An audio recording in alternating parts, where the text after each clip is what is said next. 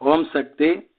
சக்தியில் அனைவருக்கும் என்னுடைய அன்பான வணக்கம். சக்தியிலே விழுப்புரம் மாவட்டத்தில் ஆலம்பூண்டி அப்படிங்கிற ஒரு கிராமங்க.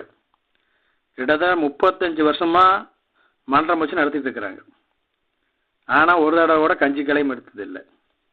அம்மா அவர்கள் நம்ம ராகனுடைய கனவுல போய், மகனே நீ இந்த ஆலம்பூண்டி போய் பொறுப்பாளர்களை பார்த்து பேசி கஞ்சி கலையும் எடுக்க வை, உத்தரவு அப்படின்னு உத்தரவு போட்டாங்க. இவர் அதே மாதிரி இங்கே ஆலம்பூண்டி போய்ங்க, அங்கே நம்ம தொன்று நிதியடி காப்பகத்தை தொண்டு செய்கிற கருணா இருக்கிறாருங்க, சக்தி கருணா. அவரை பிடிச்சி அவர் மூலியமா மன்ற தலைவர்கள் எல்லாம் தொடர்பு கொண்டு பேசி முதல்ல கஞ்சி கலையம் எடுத்தாங்க.